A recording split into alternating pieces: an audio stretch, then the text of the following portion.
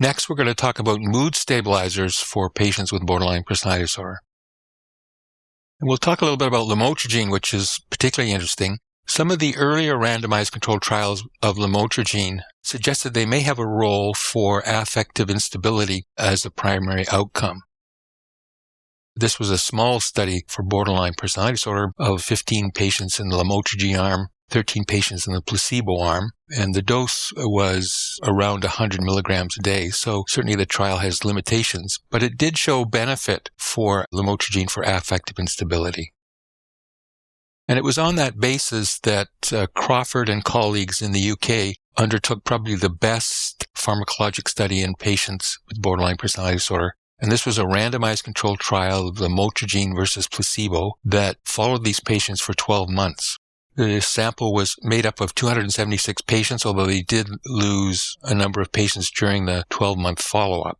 They compared Lamotrigine versus placebo, but all the patients were receiving care sort of in a mental health specialty clinic.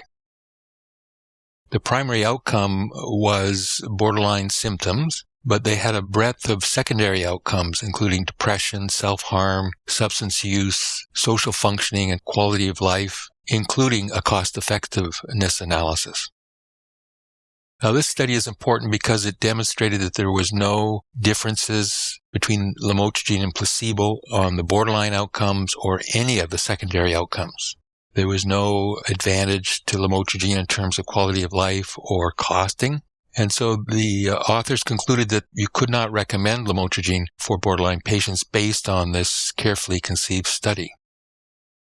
Well, just a couple of comments on the Crawford study that I think are important takeaways. The challenge of the study is that they used a rather limited measure of affective instability. And so I think you can question whether it's a valid outcome measure. Were they really capturing affective instability with the measure they used?